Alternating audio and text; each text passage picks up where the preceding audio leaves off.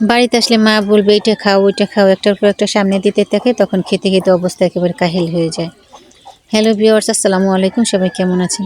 গ্রামের পরিবেশটা আসলে একেবারে মনোমুগ্ধকর। চারপাশে হাঁস মুরগি ডাকাডাকি, পশু পাখি ডাকাডাকি, সকালবেলা পাখির কিচিরমিচিরি ঘুম ভাঙে যেন এক মানে অফুরন্ত ভালো লাগার একটা জায়গা, মনে অনেক শান্তি লাগে, তাই না? তো আজকে আমাদের বাসায় ছোটোখাটো একটা প্রোগ্রাম বলতে আমরা সব নিজেরাই একসাথে খাওয়া দাওয়া করবো। তাই আমার দুই ননদের জামাই, আমার ভাগ্নে ভাগ্নি, আমার দেবর সবাই একসাথে আর কি খাবো। তো সকালবেলা উঠে কিন্তু কাকি এই যে অনেকগুলো চা দুধ দিয়ে পায়েস রান্না করার জন্য বসিয়ে দিয়েছে। আর গরু মাংসটা কিন্তু আমি হাতে মেখে বসিয়ে দিলাম, সেটা তো দেখতেই পেলেন। আর এই যে একেবারে বিলের কই মাছ, এটা ভুনা করব। তো কই মাছটা কিন্তু সবগুলো মা আর কাকি একটু প্রসেসিং করে রেখেছিল, কই মাছগুলো আগেই কেটে রেখেছিল।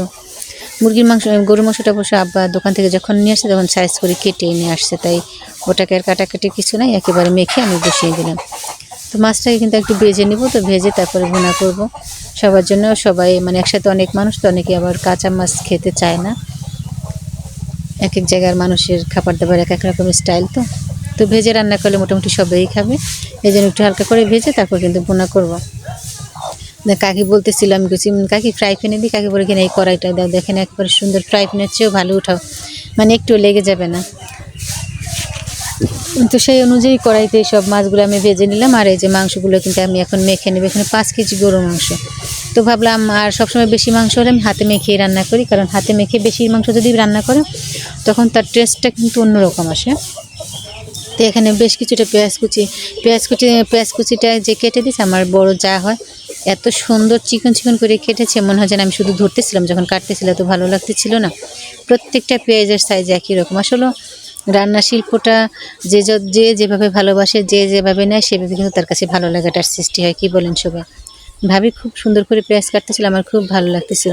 তা আমি যখন ভাবিকে বলছি, সে বললো কি এইভাবে তো আমি কখনো খেয়াল করিনি যে আমি এত সুন্দর পেঁয়াজ কাটতে পারি, বা আমাকে কেউ বলেও নি ভাবে, জানেন যে না, এই দেখেন আমি কত সুন্দর পেঁয়াজ কাটছে। তো বেশ কিছুটা পেঁয়াজ কুচি দেওয়ার পরে হলুদের গুঁড়ো, ধনিয়া গুঁড়ো, জিরার গুঁড়ো, এখন দিলাম এই যে আদা রসুন বাটা। মশলাটা কিন্তু সকালেই ব্লেন্ড করে নিয়েছে, একেবারে পেঁয়াজ রসুন কেটে রেখেছিল কাকি সকালে করে। আর এই যে পরিমাণ মতো তেলটা দিয়ে আমি হাতে মেখে একেবারে বসিয়ে দেবো। আলু ব্যবহার করবে মাংসের সাথে, কারণ আমরা কিছু কিছু পার্সন আছে যাদের মাংসের চাইতে আলুটা আগে প্রয়োজন। তো ওই পাশের চুলায় কিন্তু মাংস বসিয়ে দিয়েছি, কারণ পায়েসটা হয়ে গেছে। আর এখন কিন্তু এই যে আমি ওই মাছটা ভেজে নেওয়া শেষ, এখন রান্না করব।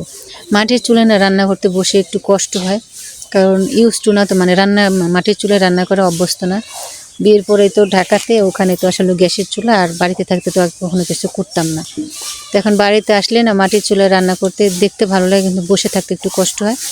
দেখেন আমার কই মাছটা হয়ে গেছে। খুব কম সময় অনেক কিছুর আয়োজন করছি, কিন্তু সব কিছু আমি আপনাদের দেখাতে পারিনি, কারণ হচ্ছে অনেক রান্নাবাড়ার আয়োজন, হঠাৎ করে আরও কিছু কিছু মেহমান চলে আসছে, তাদেরকে আপ্যায়ন করা, এর ভিতরে রান্না করা, তার ভিতরে ভিডিও করা, সব নিয়ে একটা প্যারার মধ্যে পড়ে গেছে, তাই সবটা আমি ক্যাপচার করতে পারিনি। দেখেন আমাদের রোস্ট ছিল সর্বমোট 35 পিস। আর ইলিশ মাছ ভাজি করছি, বেগুন ভাজা করছি, তারপরে কই মাছ রান্না করছি, এগুলো তো দেখালাম। বেগুন ভাজাটা মিস করছি, পোলাও রান্না করছি। আলহামদুলিল্লাহ অনেক কিছু ছিল। তো সবাই ভালো থাকবেন, সুস্থ থাকবেন, আল্লাহ হাফিজ।